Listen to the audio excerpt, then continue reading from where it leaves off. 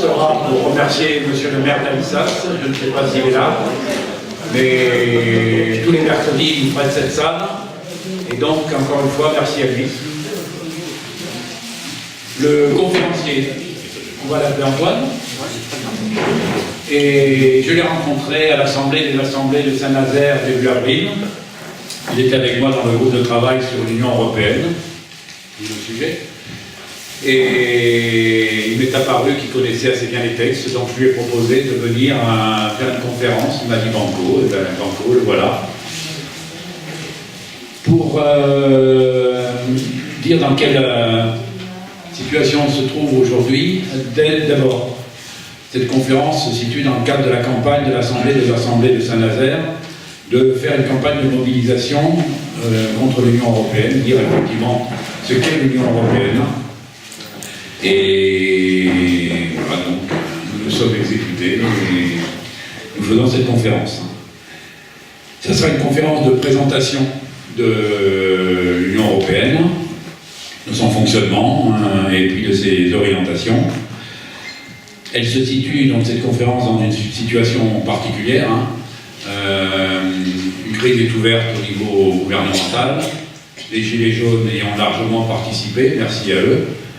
Et du coup, cette campagne, ces élections seront autant une campagne contre Macron que contre l'Union européenne.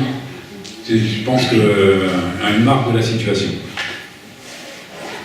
Alors, nous ne donnerons pas de consigne de vote pour aucune liste, mais bon, ça n'empêche pas que les questions de tactique sont à mettre sur le tapis, parce qu'effectivement, comment faire en sorte que Macron soit mis en brèche, que l'on arrive à le faire reculer sur sa politique, parce que suite au grand débat, vous avez vu qu'il a dit une seule chose, il faut continuer, je vais continuer ma politique, donc voilà. Eh bien nous allons continuer, donc dans cette élection, nous aurons effectivement à prendre position, et puis, bien évidemment, la lutte ne s'arrêtera pas aux élections, elle devra continuer après. Un petit mot pour la presse, elle a été invitée, je ne sais pas s'il y a quelqu'un ici de la presse, donc on a invité le Dauphiné, la Tribune, France 3, Franck Lancet, bon, je ne sais pas, donc tant pis s'ils ne sont pas là. Nous avons notre reporter, la séance sera filmée. Et... Alors pour introduire la réunion, je voudrais tordre le cou à deux idées reçues. Deux idées qui sont communément développées par la propagande officielle, à savoir que l'Union européenne, elle est là pour défendre les intérêts du pays européen contre les autres marchés. L'autre argument officiel, c'est le fait que c'est une Europe de la paix. Alors sur le premier argument, il faut savoir que l'Union européenne, dès la fin de la Deuxième Guerre mondiale, a été impulsée par les Américains. Je vais vous lire une petite discussion qu'il y a eu entre Robert Schuman et un dénommé Akelson, qui était un secrétaire d'État américain, donc à la fin de la Deuxième Guerre mondiale. Et ce secrétaire américain disait à Schuman, qui est présenté lui comme le père de l'Union européenne, il lui disait ceci: il faut en Europe créer des institutions supranationales opérant sur une base qui ne soit pas celle de l'unanimisme.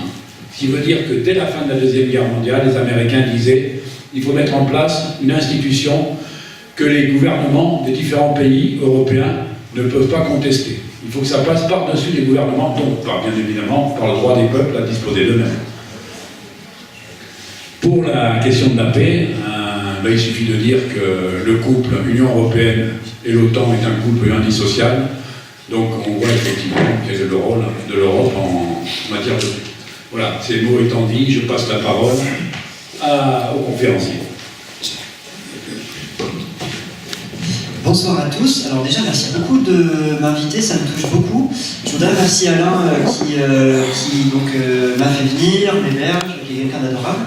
Et voilà, je voulais vraiment vous remercier de me recevoir. Alors moi, je ne suis pas expert en quoi que ce soit, je ne suis pas juriste, je ne suis pas économiste. Par contre, je me suis intéressé de près à l'Union européenne, qui est un sujet transdisciplinaire qui m'intéresse, parce qu'on parle d'histoire, on parle d'économie, on parle de géopolitique, on parle de beaucoup de choses, on parle de droit.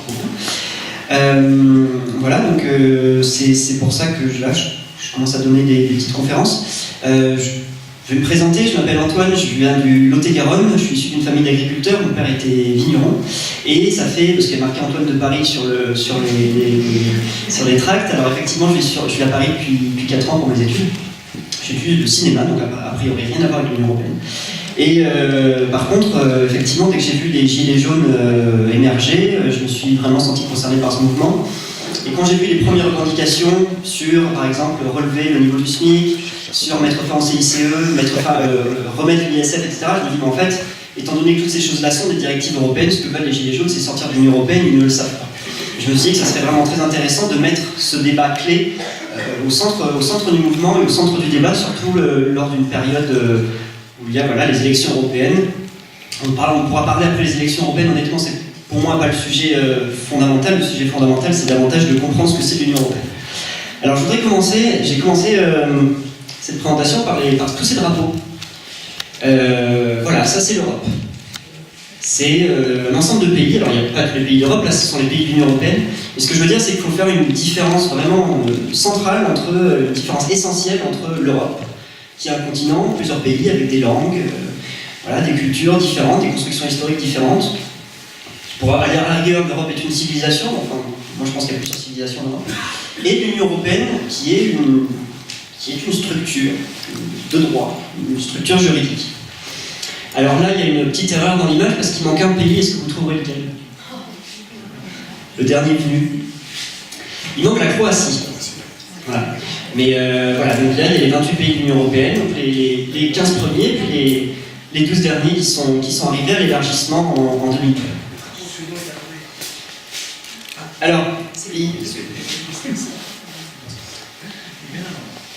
Alors voilà, c'est vraiment la première chose que je veux dire, c'est vraiment faire la différence entre ce que c'est l'Europe, une certaine idée d'Europe, parce qu'on dit toujours l'Europe c'est un ensemble merveilleux pour la paix, l'harmonie et la coopération. Ça c'est vrai, si l'Europe c'était ça, ce serait formidable. Moi je voudrais commencer par dire que l'Union européenne, c'est vraiment autre chose. L'Union européenne, c'est le principe fondateur de l'Union européenne, c'est que c'est un marché unique, dans lequel règne la concurrence dite libre et non faussée. C'est la base du libéralisme. C'est-à-dire empêcher tout interventionnisme d'État et que les acteurs rationnels se posent des questions de manière rationnelle pour faire valoir leurs propres intérêts avec des calculs de coût-opportunité. Donc c'est des logiques d'entreprise en fait. Si vous voulez, l'Union européenne, ce sont des traités qui développent toutes ces règles de la concurrence libre et non faussée. Elle repose sur 4 piliers de circulation. La liberté de circulation des biens, des marchandises, des services, des capitaux et des travailleurs, d'où la directive des travailleurs détachés.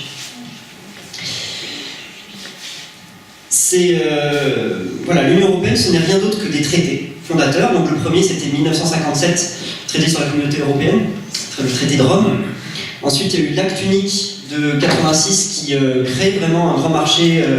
Alors, il y avait déjà le marché des marchandises et des services, mais en plus il rajoute le marché des capitaux, c'est-à-dire que le transfert d'argent peut se faire librement entre tous les pays, sans aucun interventionnisme d'État.